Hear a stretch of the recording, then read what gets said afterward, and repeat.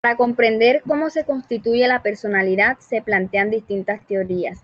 Teoría psicodinámica de Sigmund Freud plantea que la conducta tiene tres estructuras que se desarrollan a través de las etapas de la vida. El ello, presente desde el nacimiento, totalmente inconsciente, consiste en la satisfacción del deseo del niño para evitar el dolor. El yo se encuentra entre lo consciente y lo preconsciente. Busca satisfacer los deseos en el mundo externo. Actúa bajo el principio de la realidad. El superyo supone un componente moral. Vigila al yo para conducirlo a las acciones socialmente aceptadas. La conducta está determinada por la manera en que se abordan las etapas psicosexuales.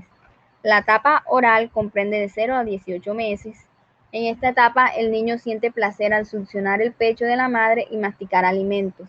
Un buen desarrollo de esta etapa crea adultos optimistas, crédulos y confiables. La insatisfacción de esta etapa tiende a crear personas pesimistas, sarcásticas, discutidoras y hostiles.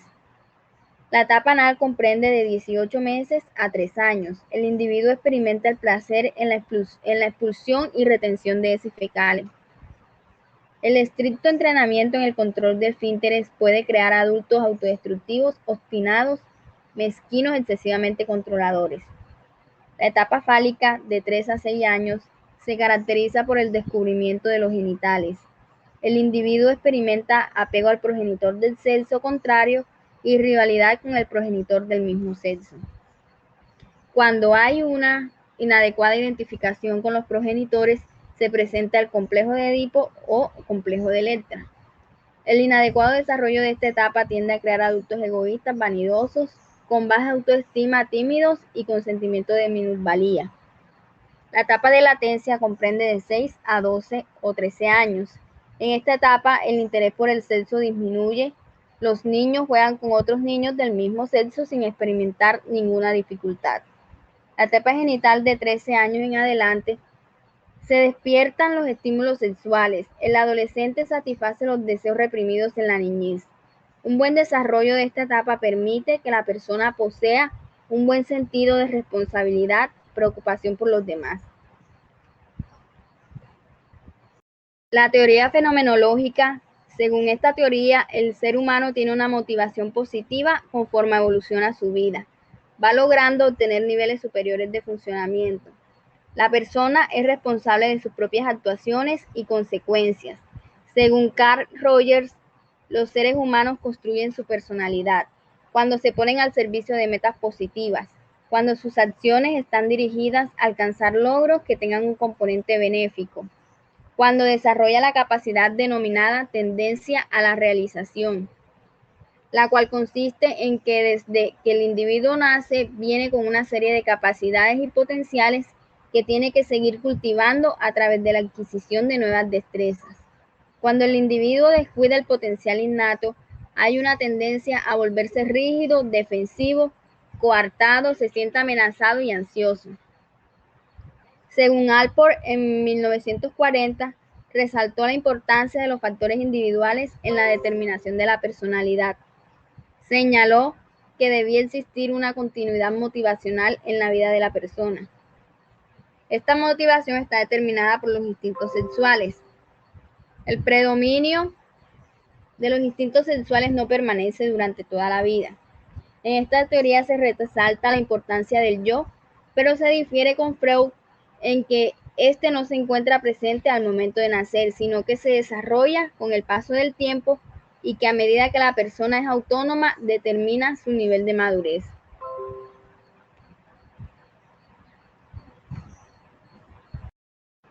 Teoría de los rasgos. Según Engler 1996, esta teoría se refiere a las características particulares de cada individuo, las cuales son temperamento, adaptación, la habilidad emocional y valores que le permiten girar en torno a una característica particular. Raymond Cattell agrupó los rasgos en 4 formas: comunes, superficiales, constitucionales y dinámicos. Según Hans Eysenck, 1970, la personalidad es una organización estable y perdurable del carácter, temperamento, intelecto y del físico de la persona, lo que permite su adaptación al ambiente. Las bases de la personalidad están compuestas por 3 dimensiones: introversión, extroversión, neuroticismo y psicoticismo. Estas dimensiones se explican de esta manera. Introversión en contraposición de extroversión, lo que determina que una persona sea sociable y participativa al relacionarse con otros sujetos. Esto varía entre algunos individuos.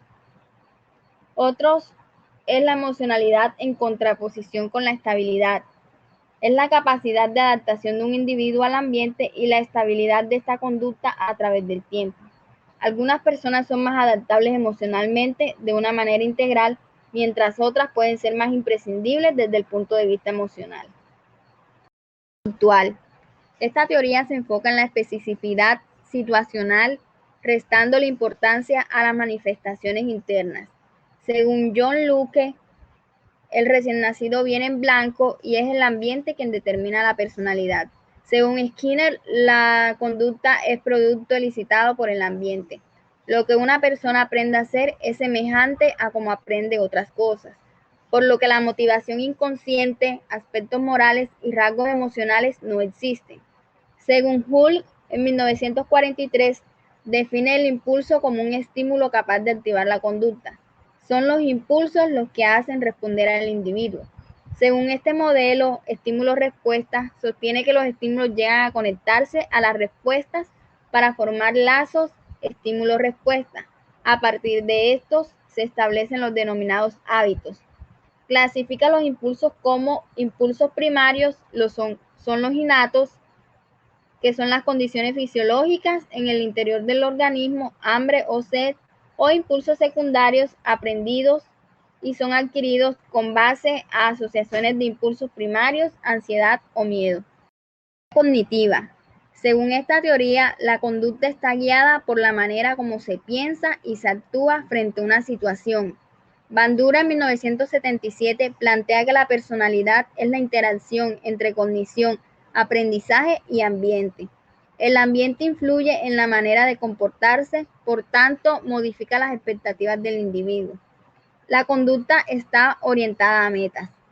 Esta teoría considera a los humanos como seres complejos, libres, únicos, activos, que piensan y se autorregulan. Las expectativas juegan un papel fundamental en la personalidad. Un concepto importante desde esta teoría es la autoeficacia, actitud que desarrollan las personas que alcanzan grandes niveles de desempeño interno, y la capacidad de manejar situaciones de manera adecuada para generar resultados deseados. Las dimensiones del carácter se clasifican en esquemas, que son sistemas estructurados y entrelazados y responden del procesamiento de un estímulo percibido y su respuesta conductual asociada. Según Michel, en 1973, las cualidades de una persona influyen en el ambiente y las situaciones.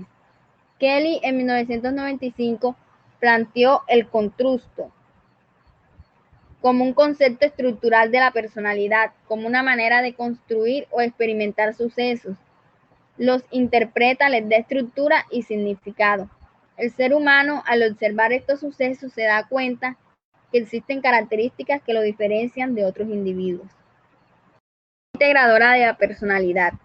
Surge en vista a la necesidad de establecer una teoría que organice todas las investigaciones y enfoques existentes alrededor de la personalidad. El objetivo de esta teoría es elaborar un modelo de personalidad amplio que integre las principales teorías, que tenga en cuenta los logros empíricos y defina la personalidad a través de las grandes dimensiones, que logre fundamentar la definición de personalidad desde un enfoque evolucionista, incorporando los paradigmas actuales activos. Según esta teoría, la personalidad debe incluir el temperamento, el carácter y la inteligencia. Debe tener en cuenta lo consciente e inconsciente, las conductas observables e internas y las psicopatologías sin ninguna limitación. Establece 5 factores o dimensiones: extroversión, agradabilidad, escrupulosidad, estabilidad emocional y apertura a la experiencia.